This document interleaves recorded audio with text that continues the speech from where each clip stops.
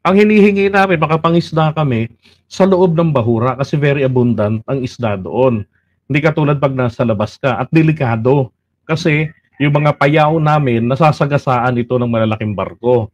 Because we have to do this doon sa deep water. Oh, di ba? Nakakalungkot eh. Sabi ko, tang inang buhay ito. Grabe nga pala talagang pagkakabudol namin. Ako nang liliit eh. Sa sarili ko na ganito ko pinagtanggol tong taong ito. Puro pala kasinungalingan. Ngayon naman papakita ko naman sa inyo, isang topic naman po natin, eto ho, on how I come up with this conclusion. Okay, magandang araw ho sa inyong lahat. Ako po uli ang inyong abang lingkod, Johnny Duvager. Okay, pag-usapan natin ngayon, ito pong Pogo na matagal na pa lang o matagal na hong planong ipasok dito ng sindikato. So, nung chinek ko nga rin yung sa internet kanina, so tinype ko roon kung kailan nagsimula yung Pogo rito sa Pilipinas. So, nakalagay roon sa wiki, 2016 nagpa-process na po ang PAGCOR ng Pogo license. Sabi ko, what? 2016 meron ng Pogo rito? Diba? Pero hindi pa ho ito yung full na Pogo. Pero totoo ho, panahon pa ni Gloria Arroyo, meron ng mga Pogo-Pogo rito, pero hindi ho ganyang kasasama. Okay, ang tawa, ayun naman po, mga, tatlo ho kasing level yan eh. Yung isa dyan, ang ginagawa nila, yung service provider, tapos yung online, yung mismong yung tao ang nakikipag-transaction doon sa sugalan. Tapos meron naman pong BPO side, which is the back office. At yan po yung matagal na rito sa Pilipinas, yung back office. Yan. Ngayon, ang problema, doon po nanggagaling yung nakawan sa mga credit cards ng mga sugarol na naglalaro dyan sa online gaming na yan or parang online casino. Okay. So ngayon, ito hong sinasabi nila Risa Ontivero sa kanilang investigation, ito pong Tarlac Pogo, ito nga money trail, nagli-link daw po dito sa kapatid, kay Michael Yang, sa kapatid po ng economic advisor ni dating Pangulong Duterte. Ito, si Michael Yang. And sabi diyan na they have found the money linked to the brother of Michael Yang, a Chinese businessman who was the economic advisor to the former President Rodrigo Duterte.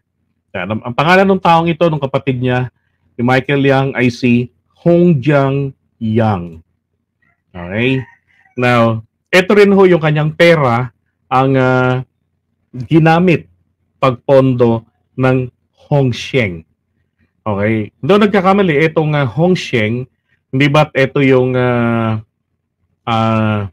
nagrenta doon sa Baofu, right? Yung Baofu, ang lupain o property nito ni Alice Guo, ni Guaping, ni Happy Pig. Okay. And then, sabi rin na, it was Hongjiang's brother, Hong Ming, aka Michael Yang. Yan pala tunay niyang pangalan ni Michael Yang, Hong Ming Yang. Diba? Yang Hong Ming. Okay, parang Yao Ming. Sabi, who is more publicly known? After all, it was Michael Yang who was given contracts by Malacanang that designated him as Duterte's economic advisor. Okay? Ayan, pruweba. Ito kita niyan, fullwind.ph. Hindi ba't ito po ay Pogo? Ito po bang Fullwind? Alam ko parang narinig ko yan sa kay Harry Roque. Yung Fullwind. 'Di ba? Doon sa nakaraang pagdinig nabanggit diyan. Lagi naman nababanggit ang Fullwind, pero parang ito yung may naging kliyente ni Harry Roque. Anyway, ang punto natin dito, ito hong si Michael Yang, si Hong Ming, Yang Hong Ming, ito po ang Presidential Economic Advisor ni Digong. At tignan nyo naman, my goodness, ang kanyang opisina. Diba? Office of the Presidential Economic Advisor. At ito hong si Michael Yang, ayon nga rito kay Sherto, may connection ito sa mga Chinese dignitaries. Diba? Naalala niyo yung nakaraang kinontent natin base sa revelation rito ni General Bronner na ang China po ay nanghihimasok dito sa panloob nating mga usapin. Diba? So, at this time, anong nangyari po rito, sa panahon po niya ni Digong, mismo ang China na ho ang nagpapatakbo halos ng ating ekonomiya.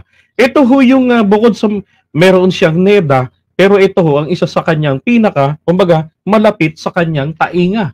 Dahil matagal na nilang kakilala ito sa Davao days pa lamang ni Digong nung siya po ay mayor. Diba? Kaya nga, ang laki ng, dito rin ho nanggagaling yung sinasabi ni Duterte na napakalaki ang utang na loob nila sa China. Bakit? Dahil nga po, kaya paniniwala rin niya na China ang kailangan natin para umasenso ang ekonomiya ng Pilipinas. Kasi nga po, gumanda ang ekonomiya, ang lagay ng Davao City. Which is now the haven, di ba? Ng mga illegal na mga nangyayari dito sa ating bansa. Yung mga involved na tao, doon ang haven. Doon din ang kanilang exit corridor. Yan, that's Michael Yang. Look at this. Philippine representative, Chinese yung ating representative, puro yan. No, Michael Yang, third from the left, represent the Philippines in the 2017 All China Federation of Returned Overseas Chinese. Yan. So, a known company, yung Fullwin, a known company that Hongjiang incorporated in the Philippines is Fullwin Group of Companies, which is Michael Yang, also affiliated himself with Fullwin Incorporated in 2017 and in October 2017, Hongjiang's co-incorporator in Fullwin is Gerald Cruz. Gerald Cruz po ay isang inchik din. Okay, ginamit lang yung pangalang Gerald Cruz pang Pilipino. Also, co-incorporated ng Pharmally Biological Company. 'Di ba?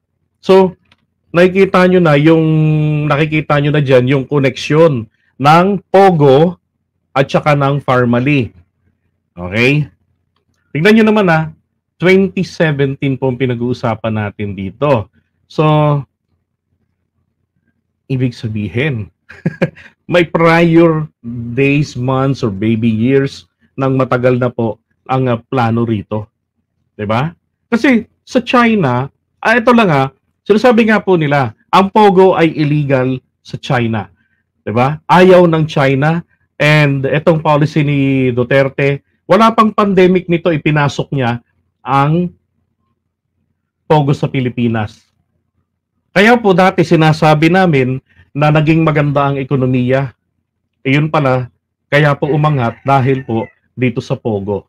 So Pogo money. Ang China walang pakialam as long as hindi po sa bansa nila yung illegal activity. So sa ibang bansa ito, they don't fucking care. Meron ng Pogo sa British Virgin Island. Diba? Formerly pharmaceutical executives, when they were being grilled in the Senate, said Michael Yang was their financial. Napigana sila. Sinabi na nila. Kasi ang problema rito sa Pharmally dati, kino-question ito, wala naman pala kayong malaking puhunan para magbagi kayong supplier ng ganito kalaking kontrata.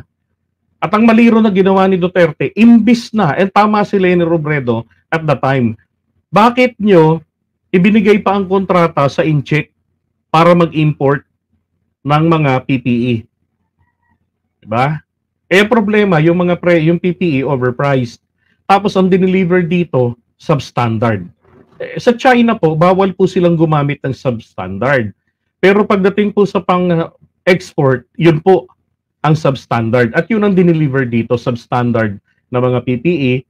Tapos ang presyo ho, beyond the standard, ang laki. So tubong lugaw. Ngayon, ito hong si Michael Yang, ang kayamanan niya, ang ginagamit. Siya yung financier nga na sinasabi, at saka siya rin yung guarantor. Tapos dikit pa sa presidente. Kung ang ginawa ho sana dyan ni Duterte, kung talagang gusto niyang tumulong sa taong bayan, yun pong mga lokal nating mga mananahi rito ng damit. Di ba? Yung iba nga sa kanila nag-switch na para mag-ready sa pagtahi po ng PPE. Yung mga taga Taytay, Rizal Province, yung mga taga Bulacan. Maraming mga patahian dito na natenga nung panahon ng pandemic. Pero they were ignored by the president. Bagkus ang pinagbigyan, ito pong pagkakaperahan. Diba? So nasaan po yung malasakit doon? Diba? Nasaan ang malasakit? Kung totoong para sa bayan, nagmamahal sa bayan yung sinasabi na siya lang ang tanging naging presidente ng Pilipinas na may malasakit sa bayan. Paano na lamang kung hindi si Duterte ang naging presidente nung panahon ng pandemic? Diba? Well, ang sagot doon, common sense lang.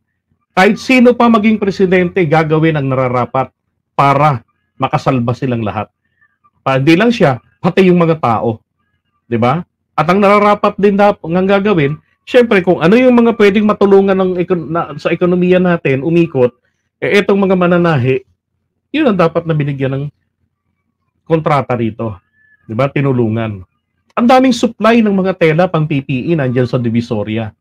Nakatenga lahat. Pwedeng mabili ng mababang presyo dahil mataas ang demand. Tapos abundant ang supply. Di ba? Makakamura pa. O, ano nangyari?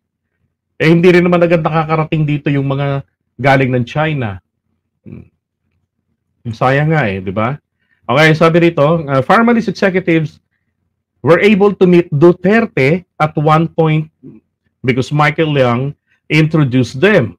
Michael Leong was able to have critical access to Duterte and Malacanang and maintain good network with top Chinese economic officials and executives of major China state-run companies. See? Pharmaly itong pinag-uusapan natin dito. One Pharmaly Pharmaceuticals anomalous acts was being able to win millions of pesos in projects from the government when they had less than $1 million in capital. Ito na nga po, yung saan ang nagpi-finance dito ay si Michael Leong. Siya rin po yung guarantor. Which is not typically allowed by the procurement law. Anong ginawa nila? Sinuspend nila yung kahigpitan ng procurement law. Kaya nga sinasabi, this is a premeditated plunder ang ginawa nila. Para magmukhang legal, naging legit, bago nila ito orderin, ay naglabas sila ng Bayanihan Act. Di ba? 1 and 2 yan. Para yung mga pamimili, babahala na kayo sa buhay nyo, kanya-kanya na tayo. Pag nasita tayo ng COA, may babalandra tayo sa COA panampal, meron tayong Bayanihan Act 1 and 2. Na kung saan, niluwagan ang ating Procurement Act. Kasi nga, we are racing against time to save people's lives. Ganon ang argumento nun. Then, sabi ko nga mukhang one big, happy Pharmaly pala itong mga Pogo at Pharmaly members. Baka nga itong Pharmaly pala ang farm na kinalakihan ni Alice Goo. Kasi di ba sabi ni Alice, lumaki po ako sa farm. Sabi ni Manilisa, baka namang farm na tinutukoy dito, Pharmaly pala. Kasi wala namang nagpa-describe sa kanya. O sige, kung totoong lumaki ka sa farm, anong itsura ng farm? Anong klase ng mga hayop ang nandun sa farm? Di ba wala naman sabi, Sen. Ontiveros taking a swipe at the suspended mayor's claim that she grew up in a farm. Diba? And, ito. Okay. Tapos na yan. So, mabalikan ko lang. Grabe, di ba? So, ito pong nangyari dito sa atin, mismo ang gobyerno po ang naging sindikato. Sinindikato tayo. Etong presidenteng ipinasok ni Amy Marcos mula pa noong 2015, trinabaho na nila na mapatakbo ito, and then 2016 kumandidato at naging presidente. Gimmick-gimmick nga lang daw po yung last minute niyan sabi ni Vlad. Si Vlogcaster din. Kasi talagang totoong tatakbo. Kaya lang, Hindi po aware yung mga Pilipino sa gimmick niya sa Davao na urong sulong. Kaya naging epektibo rito urong-urong sulong. Plus yung style yung papilo-piloso po sa debate. Yan. Di ba? So maliwanag na maliwanag ang kanilang ginawa rito. Itong mga taong kriminal sa ating bayan. Yung mga nagbigay daan para maging presidente etong si Duterte. Sila yung isa sa mga tunay na may kasalanan, mga dahilan kung bakit natin dinadanas yung kapiyestehan ngayon dito sa bansa natin. Kasi lahat po nangyayari sa mga unang kalahating taon ng sumusunod na mga administrasyon, ito po ay bunga ng mga pinagagawa ng nauna sa kanya. Kung si PBBM po, pagbaba niya sa 2028, asahan nyo na yung first 3 years, it's either mabuti, masama, na mararanasan ng susunod na administrasyon, yan po ay attributed sa Marcos administration. So kung papaanong ito rin po, attributed ito sa Duterte administration. While at the same time kasi hindi naman po magic ang mga pagbabagong mangyayari. Na pag-upo ng presidente, katulad ng sinasabi ng isang magaling na vlogger, pag nanalo si PBBM, magbabago na ang lahat. Uunlad na ang bayan, bababa ng mga presyo. Yun po yung budol vlogger. Diba? Ang daming ganun, laging viral yung kanyang mga content. Kasi, daming utu-utu sa Pilipinas. Ayaw mag-isip, gusto na lamang makemarites. Diba?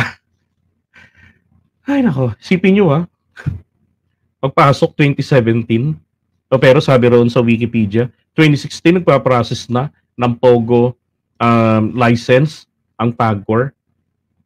Tapos 2017, nagka-Pogo tayo rito. Di ba? Oh. Tapos ang China sinasabi, no, that's illegal, ayaw namin yan. Nagagalit ang China pero wala pa rin siyang pakialam.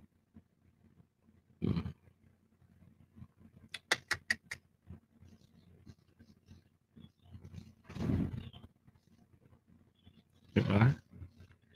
Grabe. So, yung mga circle of friends niyang mga in-check na mga sangkot sa mga illegal, tignan nyo naman, nagkaungkat-ungkatan. Kaya I would congratulate at this time yung mga bumoto kay Risa Ontiveros. Tama? Because without Risa Ontiveros, walang mangyayari dito sa Pogo na to. Wala akong senador na may boto dyan na uungkat dyan. Kaya sometimes maganda rin ang merong opposition Pero dapat ang sa opposition may utak. Di ba? Okay, so iwanan muna natin ito. Ay my God, hindi gobyernong budol gobyernong sindikato. Yun ang meron tayo